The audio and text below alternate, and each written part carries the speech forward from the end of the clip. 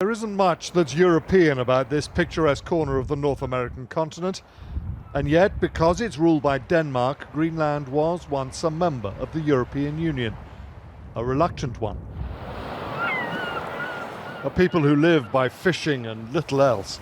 After 10 years of membership of what was then the European Community, they voted to leave, to protect their trawlermen and fish processors from the foreign boats and factory ships that have won the right to work in their waters. But the prawns being unloaded, ready packaged and frozen from this modern trawler will still be sold to Europe. And as Greenland has grown richer, there are some now who regret they're on the outside of their biggest market. We only had a few trawlers at that time, so we just had to protect ourselves. I think today it's a different story. We need investment. Would you get more if you were in the EU? More investment, yes, I think so. Greenlanders broke free from Brussels, but not from its rules or regulations.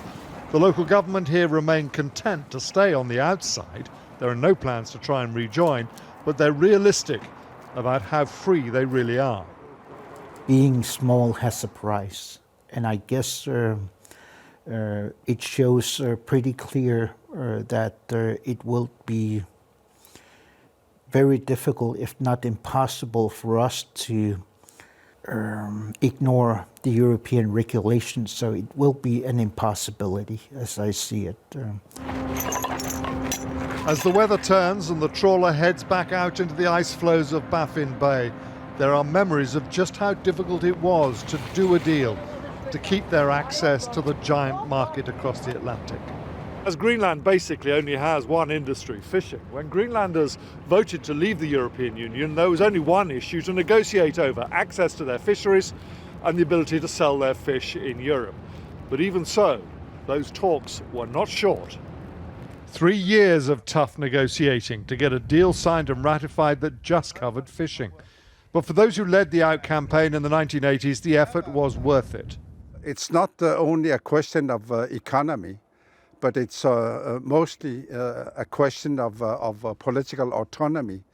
For us small nations that wanted to opt to stay out was mostly because of our nationalistic wishes. It is a curious and little-known fact that Greenlanders eat more ice cream per person than anywhere else on Earth. One man here also makes it by hand and tries to sell it to Europe. The sort of diversification this economy needs, but outside the single market, he struggles. How much easier would it be if Greenland itself was part of the European Union? Very, very, very much easier.